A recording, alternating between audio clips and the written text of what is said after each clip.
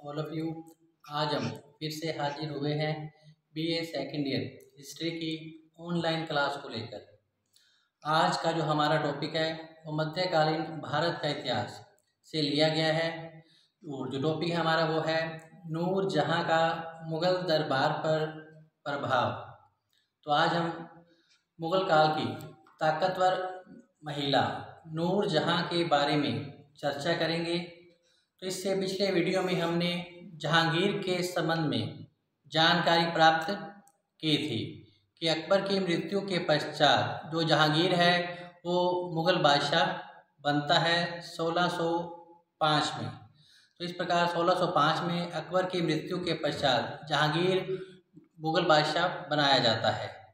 तो जो जहांगीर है उसने क्या किया था 1611 में नूरजहाँ से विवाह कर लिया था और इस प्रकार उसने शासन जो सत्ता है वो अपनी नूरजहाँ के हाथों में सौंप दी थी। तो आज का हमारा टॉपिक यही है नूरजहाँ का मुग़ल दरबार पर क्या प्रभाव रहा। तो जो नूरजहाँ थी वो एक शक्तिशाली और ताकतवर महिला थी। जो नूरजहाँ थी वो तेहरान के एक व्यक्ति मिर्जा ग्यास बेग की पुत्री थी। तो बचपन का जो नाम था इसका वो मेहरू नीसा था। माता का नाम अस्मत बेगम था और भाई का नाम आसफ खां था। पति का नाम इसके अली कुली बेग, जिसे शेर अफगन भी कहा जाता है, फारसी युवक था। शेर अफगन की जो उपाधि है वो जहांगीर के द्वारा ही प्रदान की गई थी। तो 1611 में क्या हुआ था, जहांगीर का विधवा नूरजहाँ से विवाह संपन्न हुआ था और जहांगीर ने नूरजहाँ से विवाह करने के पश्चात सबसे पहले उसे नूर महल की उपाधि से विभूषित किया, अर्थात महल की रोशनी। और इसके पश्चात मेहरुनिसा को नूरजहाँ की उपाधि से विभूषित किया, जिसका अर्थ होता है संसार का प्रकाश। तो इस प्रकार जो जहांगीर था वो नूरजहाँ के पूरी तरह से प्रभाव में था और 1611 में जो जहांगीर है वो अपनी शासन सत्ता जो है नूरजहाँ के हाथों में सौंप देता है। तो ये है नूरजहाँ के बारे में संक्षिप्त में थोड़ी सी जानकारी। अब हम इस पे विस्तार से चर्चा करते हैं। तो जो नूरजहाँ थी वो मुग़ल काल की प्रमुख ताकतवर महिला थी। ये कुशल प्रशासिका थी, शिक्षित थी, साहित्य कला की संरक्षक थी। इसने 1611 से लेकर 1627 तक मुग़ल दरबार अर्थात मुग़ल राजनीति को इसने काफ़ी प्रभावित किया था। तो जो नूरजहाँ थी वो तेहरान के निवासी ग्यास बेग की पुत्री थी। तो ग्यास बेग की आर्थिक दशा कुछ अच्छी नहीं थी, अतः रोजगार की तलाश में ये क्या है, इन्होंने भारत की ओर पलायन किया था। तो जब ये कांधार पहुंचा था तभी इनकी पत्नी अस्मत बेगम ने एक सुंदर कन्या को जन्म दिया था। इसी का नाम नूरजहाँ रखा गया था। तो इसके पश्चात जो शेख मसूद ने क्या किया था, इसे अकबर की सेवा में नौकरी में मिर्जा ग्यास बेग को रखवा दिया था। तो इस प्रकार अब अच्छे दिन आने लगे थे नूरजहाँ के पिता ग्यास बेग के। तो ग्यास बेग ने अपनी पुत्री का विवाह अर्थात मेहरुनिसा का जो विवाह है वो बंगाल के बर्दवान के फौजदार अली कुली बेग से करवा दिया गया था। तो अली कुली बेग से नूरजहाँ को एक पुत्री भी हुई जिसका नाम लाडली बेगम रखा गया था। जो अली कुली बेग था वो मुग़ल सेवा में ही था। तो जहांगीर इसकी वीरता से काफ़ी प्रभावित हुआ था और शेर को मारने के कारण अली कुली बेग ने एक ही बार से शेर को मार दिया था। इसलिए जहांगीर ने क्या किया था, इसे शेर अफगन की उपाधि प्रदान की थी अली कुली बेग को। तो अब क्या हुआ, कुछ समय पश्चात जो अली कुली बेग है वो जहांगीर की आज्ञाओं का उल्लंघन करने लगा था। इस पर जहांगीर ने फिर क्या किया, अपने एक प्रमुख व्यक्ति जिसका नाम था कुतुबुद्दीन को भेजा। तो कुतुबुद्दीन के साथ झगड़ा हुआ, किसका, अली कुली बेग का, और इस दौरान जो कुतुबुद्दीन है वो मारा जाता है अली कुली बेग के द्वारा। तो इसके पश्चात कुतुबुद्दीन ऐबक के अंगरक्षकों के द्वारा क्या होता है, अली कुली बेग की हत्या कर दी जाती है 1607 ईस्वी में।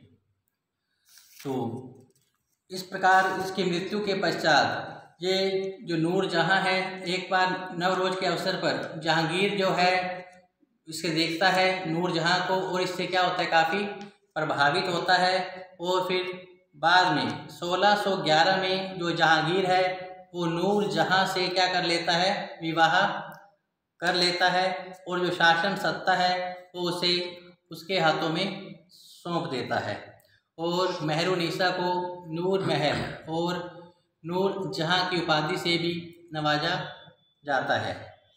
तो नूरजहाँ गद्दी पर बैठते ही शासन शक्ति अपने हाथों में ले लेती है और प्रशासनिक व्यवस्था को बहुत ही अच्छे ढंग से चलाती है, क्योंकि यह एक शिक्षित, साहसी और बुद्धिमान महिला थी। इसकी जो माता है अस्मत बेगम, वो भी एक विवेकशील महिला थी।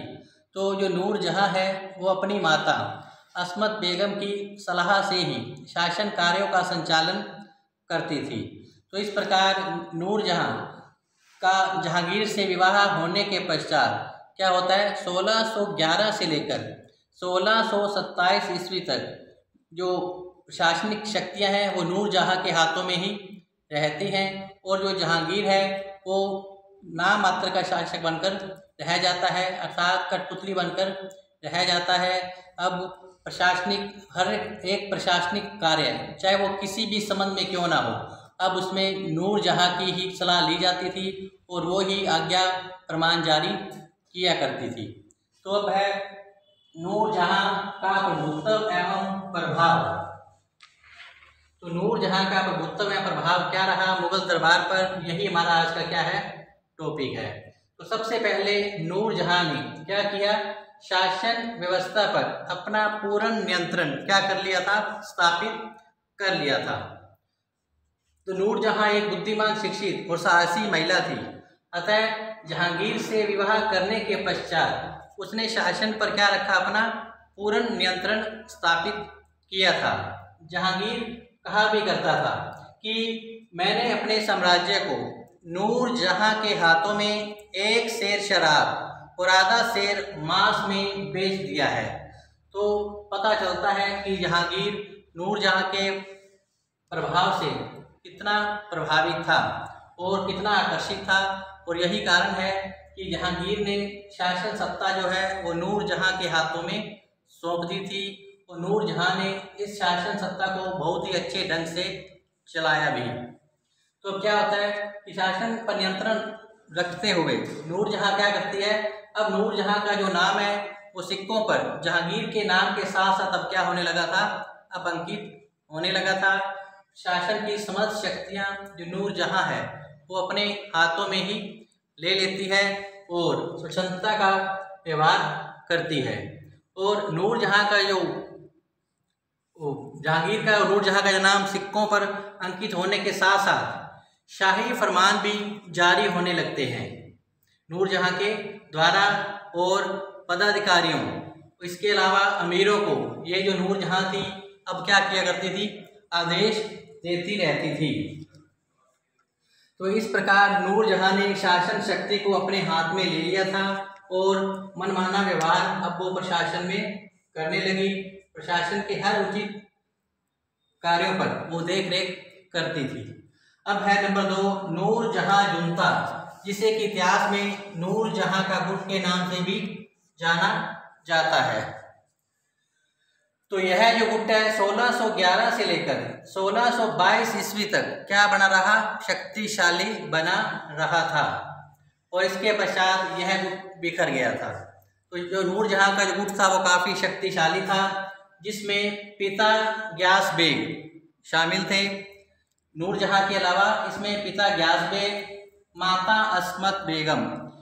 नूरजहाँ ने अपने पिता गयास बेग को प्रधानमंत्री के पद पर नियुक्ति प्रदान की, अर्थात सत्ता हाथ में आते ही नूरजहाँ ने अपने निकट संबंधियों और रिश्तेदारों को क्या किए, उच्च पद और महत्वपूर्ण पद प्रदान करने उसने क्या कर दिए, शुरू कर दिए। और अपने पिता गयास बेग को इन्होंने प्रधानमंत्री के पद पर नियुक्ति दी। और माता अस्मत बेगम जो कि एक विवेकशील महिला थी, तो नूरजहाँ शासन कार्यों में कोई भी काम करने से पूर्व क्या करती थी, अपनी माता से सलाह लेती थी और उसी की सलाह के अनुसार शासन कार्य करती थी। तो माता अस्मत बेगम भी एक विवेकशील महिला थी, जिसने नूरजहाँ के शासन कार्यों में काफ़ी सहायता क्या की थी, प्रदान की थी। तीसरा था इसमें गुट में शामिल वो था आसफ खान, जो कि इसने उसको वित्त मंत्री के पद पर क्या कर दिया था, नियुक्ति प्रदान कर दी थी। इस प्रकार अपने पिता और अपने भाई को इसने प्रशासन के महत्वपूर्ण और उच्च पदों पर क्या कर दी, नियुक्ति प्रदान कर दी। इसके अलावा इस गुट में, जिसे कि नूरजहाँ जुनता के नाम से जाना जाता है, इसमें शहजादा खुर्रम भी शामिल था। शहजादा खुर्रम अर्थात शाहजहाँ भी इस गुट में क्या था, शामिल था। तो 1611 से 1622 तक यह जो गुट था काफ़ी शक्तिशाली और मजबूत बना रहा था। लेकिन 1622 में अचानक इस गुट में पड़ गई फूट, क्योंकि नूरजहाँ का दरबार जो है वो षड्यंत्रों का क्या बन गया, शिकार हो गया। क्योंकि अन्य अमीर सरदार जो थे वो नूरजहाँ के सुसंता के व्यवहार से काफ़ी नाराज भी थे, इसलिए गुटबाजी शुरू हो गई थी। तो इस प्रकार ये गुट है जो बिखर गया था 1622 में। इस गुट में फूट करने का पड़ने का जो मुख्य कारण था वो ये बताया जाता है कि नूरजहाँ ने अपनी बेटी लाडली बेगम का जो विवाह है वो जहांगीर के पुत्र शहरयार के साथ करवा दिया था। नूरजहाँ क्या है, जहांगीर का उत्तराधिकारी शहरयार को ही बनाना चाहती थी, जबकि उसके भाई आसफ खान ने क्या किया, अपनी बेटी अर्जुनमंद बानो बेगम का जो विवाह है वो किससे करवा दिया, शहजादा खुर्रम अर्थात शाहजहाँ से करवा दिया था। अतः आसफ खान चाहता था कि उसकी बेटी अर्जुनमंद बानो बेगम का जो विवाह है वो किससे, वो विवाह करवा दिया शहजादा खुर्रम से। अतः वो चाहता है कि जो शहजादा खुर्रम है वो जहांगीर का क्या बने, उत्तराधिकारी बने। और वास्तव में जो शहजादा खुर्रम था वो योग्य भी था और उत्तराधिकारी बनने लायक भी था। तो इस बात को लेकर दोनों में गुट जो था क्या हो गया, बिखर गया और अलग अलग गुट बन गया था। और इस प्रकार इस बात को लेकर इस गुट में क्या पड़ गई, फूट पड़ गई और ये गुट क्या हो गया, अलग बिखर गया।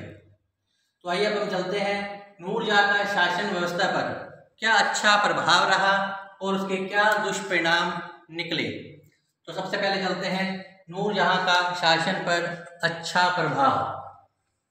तो नूरजहाँ के शासन का अच्छा प्रभाव पड़ा मुगल दरबार पर। सबसे पहले तो नूरजहाँ ने क्या किया, अपने व्यवहार से उसने क्या किया, जहांगीर के क्रोध को काफ़ी कम कर दिया था। क्योंकि जो जहांगीर था क्रोधी स्वभाव का था और कठोर दंड देता था अपराधियों को, लेकिन नूरजहाँ ने जो उदार प्रवृत्ति की महिला थी, अतः उसने जहांगीर के क्रोध को काफ़ी कम किया। जहांगीर नूरजहाँ के प्रभाव में ही था और उसी के अनुसार क्या करता था, व्यवहार अब करने लगा था। तो जहांगीर ने अच्छा प्रभाव डाला जहांगीर पर, उसने उसके क्रोध को कम किया। शराब काफ़ी पीता था कौन, जहांगीर। लेकिन नूरजहाँ से विवाह करने के पश्चात जहांगीर ने क्या किया, शराब पीना कम कर दिया और अफीम भी की मात्रा भी है वो भी क्या कर दी, उसने कम कर दी थी। तो सबसे अच्छा प्रभाव था जहांगीर के जीवन पर क्रोध को कम करना, शराब और अफीम की मात्रा कम करना। नंबर 2 है जो नूरजहाँ थी एक विवेकशील शिक्षित महिला थी, अतः उसने विद्वानों, कवियों और साहित्यकारों को क्या किया, अपने दरबार में संरक्षण प्रदान किया था। फिर है प्रशासनिक जटिलताओं से जहांगीर क्या हो गया, मुक्त हो गया। ये भी अच्छा प्रभाव था क्योंकि जहांगीर जो था अब प्रशासनिक जटिलताओं से मुक्त हो गया था, क्योंकि शासन की जो वास्तविक शक्ति थी अब नूरजहां के ही हाथों में थी। वो नूरजहां अच्छे ढंग से प्रशासनिक व्यवस्था को संभाले हुए थी। अतः जहांगीर जो था इन प्रशासनिक जटिलताओं से मुक्त हो गया और आराम की जिंदगी जीने लगा। फिर इसके अलावा जो नूरजहां थी उसने दीन दुखियों, अनाथों और विधवाओं को ये क्या करती थी, दान देती थी। नूरजहां ने अपने निजी धन से 500 कन्याओं का विवाह भी करवाया था। फिर नूरजहां के समय में चित्रकला के क्षेत्र में काफ़ी उन्नति हुई थी। जो जहांगीर का काल है वो चित्रकला का स्वर्ण युग माना जाता है। मंसूर और जो था प्रमुख चित्रकार था उसके समय में, अबुल हसन भी था, वो भी जहांगीर के समय का क्या था, प्रमुख चित्रकार था। तो जो जहांगीर था वो बता देता, 5 अलग अलग चित्रकार द्वारा बनाए गए चित्र में से बता देता था कि इस चित्र का कौन सा भाग किस चित्रकार के द्वारा बनाया गया है। तो ये सब नूरजहां के शासनकाल में ही क्या हुआ था, संभव हुआ था। अतः चित्रकला के क्षेत्र में नूरजहां के समय में काफ़ी क्या हुई, उन्नति। फिर इसके अलावा वेशभूषा, साज सज्जा, आभूषण और तौर तरीकों के क्षेत्र में भी काफ़ी उन्नति हुई थी। इसके अलावा उसने एक नए प्रकार के इत्र का आविष्कार भी किया था नूरजहां ने। जो इत्र का आविष्कार है वो उसकी माता अस्मत बेगम ने किया था, और इत्र बनाने की जो कला है वो नूरजहां ने अपनी माता अस्मत बेगम से ही सीखी थी। तो इस प्रकार ये नूरजहां का शासन पर जो है अच्छा प्रभाव स्पष्ट किया गया है। अब हम जानते हैं कि नूरजहां का जो प्रशासन पर क्या बुरा प्रभाव रहा जब ये गुट बिखर गया था। तो अब हम चलते हैं नूरजहां का प्रशासन पर दुष्प्रभाव या फिर बुरा प्रभाव क्या रहा। तो अब हम चलते हैं नूरजहां के गुट का जो क्या दुष्प्रभाव रहा मुगल दरबार की राजनीति पर। जो खुर्रम अर्थात शाहजहां था वो क्या है, नूरजहां की चालों से भली भांति परिचित था। तो इस समय क्या था कि नूरजहां ने क्या कर दिया था, अपनी बेटी लाडली बेगम का जो विवाह है वो उसने किससे करवा दिया था, जहांगीर के पुत्र शहरयार के साथ करवा दिया था। अतः वो अब उसे उत्तराधिकारी बनाना चाहती थी जहांगीर का, लेकिन आशंकित भी थी नूरजहां कि कहीं शाहजहां जहांगीर का उत्तराधिकारी न बन बैठे। इसलिए उसने क्या किया, शाहजहां के विरुद्ध षड्यंत्र रचने क्या कर दिए, शुरू कर दिए थे। क्योंकि शाहजहां ने अपने भाई खुसरो की हत्या कर दी थी। तो नूरजहां को ऐसा लगने लगा था कि कहीं जो शाहजहां है जहांगीर का उत्तराधिकारी बनने का क्या कर रहा है, प्रयत्न कर रहा है। तो वो उसके प्रति षड्यंत्र रचने लगी और जहांगीर को उसने क्या किया, शाहजहां के विरुद्ध भड़काना शुरू कर दिया था। तो इस गुटबाजी का जो सबसे पहले जो दुष्प्रभाव पड़ा था वो था कांधार का मुगलों के हाथों से निकल जाना। कांधार का मुगलों के हाथों से निकल जाना इस गुटबंदी का सबसे बड़ा दुष्प्रभाव था। दूसरा दुष्प्रभाव था कि खुर्रम ने विद्रोह कर दिया था नूरजहां के प्रति 1623 में, और इसके पश्चात महाबत खान ने भी विद्रोह कर दिया परवेज के साथ मिलकर 1626 में, जिससे मुगल प्रतिष्ठा को काफ़ी आघात पहुंचा था। और महाबत खान और खुर्रम ने मिलकर क्या करते हैं, नूरजहां को पराजित कर देते हैं, और जो शाहजहां है वो शासन गद्दी पर अपना अधिकार स्थापित कर लेता है। 4 फरवरी 1628 को खुर्रम क्या करता है, आगरा में प्रवेश करता है और शाहजहां के नाम से सिंहासन पर बैठ जाता है। और बाद में जो शाहजहां है वो नूरजहां को उचित पेंशन दे देता है 2 लाख रुपए, और लाहौर में अपना जीवन व्यतीत करते हुए वहाँ पर क्या होती है, 1645 में नूरजहां की मृत्यु हो जाती है लाहौर के अंदर। तो इस प्रकार जो दुष्प्रभाव है उसको अब अपने विस्तार से चर्चा करते हैं। सबसे पहला है कांधार का मुगलों के हाथों से निकल जाना 1622 के अंदर। तो इसमें क्या था ईरान का जो शासक था उस समय शाह अब्बास था। शाह अब्बास था जो कि कंधार के दूर पर अधिकार करना चाहता था। उसने कई बार अपने राजपूतों को बहुमूल्य उपहार के साथ जहांगीर की सेवा में भेजा भी था और जहांगीर से उसने मित्रतापूर्ण संबंध भी बनाए रखे थे। तो 1622 में ईरानी सेना ने कंधार के दुर्ग को चारों ओर से घेर लिया और नूरजहां के परामर्श से क्या किया गया, जहांगीर ने खुर्रम को कंधार की रक्षा करने का आदेश दिया। लेकिन जो शाहजहां था वो नूरजहां की चालों से भली भांति परिचित था, अतः उसने कंधार जाने में क्या किया, संकोच प्रकट किया। इस प्रकार जो महत्वपूर्ण दुर्ग था कंधार का वो मुगलों के हाथों से निकल गया था, क्योंकि इसमें नूरजहां जो जहांगीर को भड़काकर शाहजहां को इस दुर्ग की रक्षा का भार करने के लिए सौंपती भी है, लेकिन शाहजहां वहां जाने में संकोच प्रकट करता है, क्योंकि इस समय जहांगीर का जो स्वास्थ्य है वो गिरने लगता है। शाहजहां को ऐसा लगता है कि कहीं नूरजहां चाल चलकर मुझे रास्ते से हटा ना दे और जो उत्तराधिकारी है वो शहरयार न बन जाए। अतः क्या किया, शाहजहां ने कंधार में जाने में उसने क्या किया, संकोच प्रकट किया। परिणाम स्वरूप कंधार जो है मुगलों के हाथों से निकल गया, जिससे कि मुगलों की प्रतिष्ठा को प्रबल आघात पहुंचा था। इसके बाद फिर खुर्रम जो शाहजहां है वो 1623 में क्या करता है, जहांगीर के प्रति विद्रोह का झंडा खड़ा कर देता है। तब है शाहजहां का विद्रोह जो कि 1623 में हुआ था। शीघ्र ही खुर्रम नूरजहां के षड्यंत्र का शिकार बन जाता है, क्योंकि नूरजहां जो है अपने दामाद शहरयार को जहांगीर का उत्तराधिकारी बनाना चाहती है। नूरजहां के कहने पर ही जहांगीर ने पंजाब में खुर्रम को हिसार फिरोज की जागीर भी जो थी वो उसने शहरयार को सौंप दी। नूरजहां ने जहांगीर पर दबाव डालकर खुर्रम को कंधार अभियान पर भेजने का प्रयास किया, लेकिन खुर्रम ने क्या कर दिया था, मना कर दिया था, क्योंकि वो नूरजहां की चालों से भली भांति परिचित हो गया था। परिणाम स्वरूप जहांगीर शहजादा खुर्रम से नाराज हो गया और क्या किया, नाराज हो गया था। अतः खुर्रम की आज्ञा पर शहजादा खुसरो की हत्या ने भी जहांगीर को नाराज कर दिया था और शीघ्र ही शाहजहां को दरबार में उपस्थित होने का क्या दिया गया, आदेश दिया गया। लेकिन शाहजहां ने दरबार में उपस्थित होने की अपेक्षा उसने विद्रोह का झंडा खड़ा कर दिया था। तो इस विद्रोह को दबाने के लिए महाबत खां और परवेज को भेजा गया और क्या किया, इसकी सेना ने खुर्रम को बिलोचपुर नामक स्थान पर पराजित किया।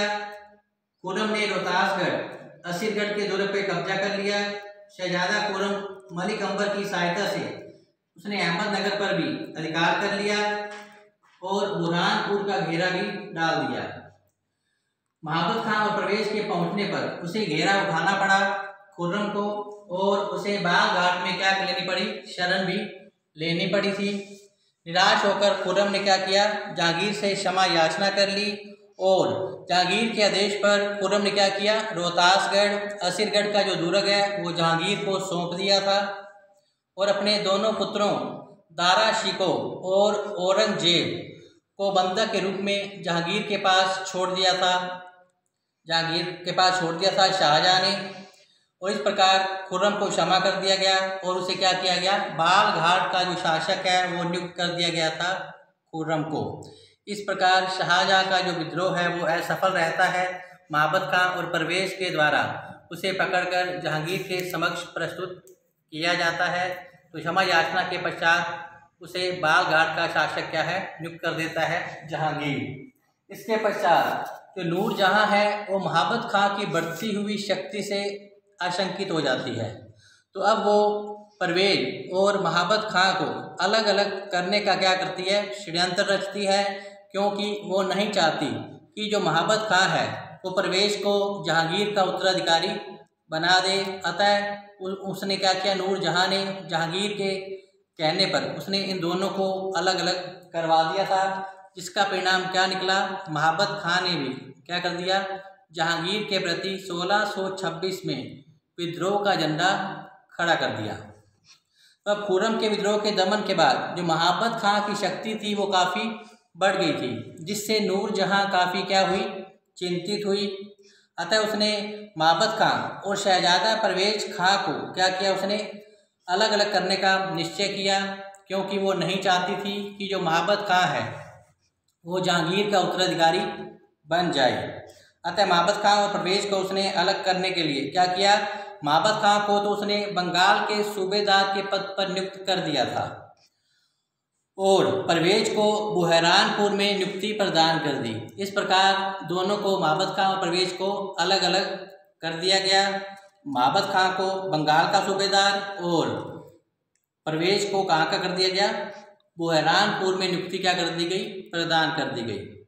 इसके अलावा नूरजहां ने महाबत खां पर क्या किया, बंगाल के राजकोष का गबन करने का आरोप लगाया, झूठा आरोप लगाया। और इसके अलावा उसने यह भी आरोप लगाया कि महाबत खां ने सम्राट की अनुमति के बिना क्या किया है, अपनी पुत्री का विवाह बरखुरदार नामक एक व्यक्ति से करवा दिया है। तो इसलिए नूरजहां उससे नाराज थी। अतः बरखुरदार को दरबार में उपस्थित होने का आदेश दिया गया। महाबत खां द्वारा दिया गया दहेज की जो राशि थी वो भी नूरजहां ने क्या कर ली, जब्त कर ली थी। और इस प्रकार नूरजहां के अपमानजनक व्यवहार से क्षुब्ध होकर क्या किया, परवेज खां ने क्या किया, जहांगीर के प्रति विद्रोह का झंडा खड़ा कर दिया और 1626 में 5000 राजपूत सैनिकों को लेकर उसने क्या किया, झेलम नदी के तट पर पहुंचा। उस समय जो जहांगीर था कश्मीर से लौट रहा था। अतः उसने तभी महाबत खां ने जहांगीर को क्या कर लिया, बंदी बना लिया। लेकिन नूरजहां जो एक चतुर महिला थी उसने क्या किया, महाबत खां के षड्यंत्र को कर दिया असफल और सेना को उसने अपने पक्ष में कर लिया था और सैनिकों का समर्थन उसने क्या किया, कूटनीति से समर्थन प्राप्त कर लिया और जहांगीर को उसने छुड़वा लिया था कैद से। मजबूर होकर महाबत खां को अब ठट्टा की ओर क्या करना पड़ा, पलायन करना पड़ा। और प्रमुख जो मनसबदार थे वो जहांगीर व नूरजहां के वफादार बने रहे। अतः महाबत खां का विद्रोह असफल रहा और निराश होकर वो दक्षिण की ओर भाग गया। तो दक्षिण की ओर भागने के बाद जो महाबत खां है वो शहजादा खुर्रम से मिल जाता है। इस प्रकार दोनों मिलकर क्या करते हैं, नूरजहां का पतन कर देते हैं। तो अब है नूरजहां का पतन। तो 7 नवंबर 1627 को जहांगीर की हो जाती है मृत्यु और इसकी मृत्यु के बाद क्या होता है, शहजादा शहरयार को लाहौर का सम्राट क्या कर दिया जाता है, घोषित कर दिया जाता है। और दूसरी ओर आसफ खान ने क्या किया, खुसरो के पुत्र दावर बख्त को गद्दी पर बिठा देता है। जो आसफ खान है खुसरो के पुत्र दावर बख्त को गद्दी पर बिठा देता है तथा खुर्रम को शीघ्र आगरा पहुंचने का क्या देता है, आदेश देता है। और जो आदेश देता है, आसफ खान ने सेना लेकर वो क्या करता है, लाहौर पर आक्रमण कर देता है और दूसरी ओर शहरयार को पराजित कर बंदी बना लिया जाता है और इसके बाद शहरयार को अंधा करवा दिया जाता है। इस पर खुर्रम आगरा पहुंच जाता है और 4 फरवरी 1628 को जो है खुर्रम शाहजहां के नाम से गद्दी पर बैठ जाता है। तो इस प्रकार खुर्रम शाहजहां के नाम से नया मुगल सम्राट बनता है 4 फरवरी 1628 ईस्वी को। और नूरजहां को सार्वजनिक जीवन से जो खुर्रम है वो संन्यास लेने के लिए कहता है और उसे 2 लाख वार्षिक पेंशन दे दी जाती है और लाहौर में रहते हुए ही जीवन व्यतीत करते हुए 1645 में नूरजहां की मृत्यु हो जाती है। इस प्रकार एक शक्तिशाली, साहसी, वीर, शिक्षित और योग्य जो महिला है नूरजहां, जिसने मुगल दरबार की राजनीति को काफ़ी प्रभावित किया, लेकिन षड्यंत्रों के चलते जो नूरजहां का क्या हो जाता है, पतन हो जाता है। महाबत खां और शाहजहां मिलकर नूरजहां का पतन कर देते हैं और 4 फरवरी 1628 को जो शाहजहाँ है वो मुग़ल सम्राट बना दिया जाता है। तो इस प्रकार अब हम चलते हैं नूरजहाँ के मूल्यांकन पर। इस प्रकार अब चलते हैं नूरजहाँ के मूल्यांकन पर। तो सबसे पहले ये आकर्षक थी और प्रभावशाली महिला थी। यही कारण है कि जहांगीर ने इनसे 1611 में विवाह कर लिया था। फिर ये साहसी और धैर्यवान तो थी ही थी, तभी इसने प्रशासनिक जो नियंत्रण है शासन पर अच्छे से रखा और प्रशासन व्यवस्था को अच्छे से चलाया भी। तो विकट परिस्थितियों में भी जो नूरजहाँ है घबराती नहीं थी। चतुर राजनीतिज्ञ थी क्योंकि मोहम्मद खां के विद्रोह करने के बाद भी ये सैनिकों का समर्थन प्राप्त कर लेती है और जहांगीर को कैद से छुड़वा भी लेती है। फिर है सुशिक्षित, बुद्धिमान और प्रभावशाली महिला तो ये थी ही। फिर साहित्य और कला को इन्होंने क्या दिया, संरक्षण प्रदान किया। जहांगीर ने तुजू के जहांगीरी जो है साहित्य लिखा था, अपनी आत्मकथा थी जो फारसी में लिखी थी। इसके अलावा चित्रकला के क्षेत्र में भी काफ़ी उन्नति हुई थी। नूरजहाँ ने एतमादुल्ला का मकबरा भी बनवाया था आगरा में। फिर उदार और दानशील महिला थी। उदार और दानशील थी ही क्योंकि गरीब, अनाथों, असहायों और विधवाओं को ये दान देती थी। इसने अपने निजी धन से 500 कन्याओं का विवाह भी करवाया था और इसने इत्र बनाने की कला अपनी माता से सीखी थी और उसने एक नए प्रकार के इत्र का भी क्या किया था, निर्माण किया था। तो इस प्रकार मुगल काल की सर्वाधिक शक्तिशाली, साहसी, बुद्धिमान महिला का क्या हो जाता है, 1645 में मृत्यु हो जाती है। इसके साथ ही आज का टॉपिक हमारा यहीं समाप्त होता है। कल हम फिर से एक नए टॉपिक के साथ हाजिर होंगे। तब तक आप घर पर रहें, सुरक्षित रहें और पढ़ते रहें। धन्यवाद।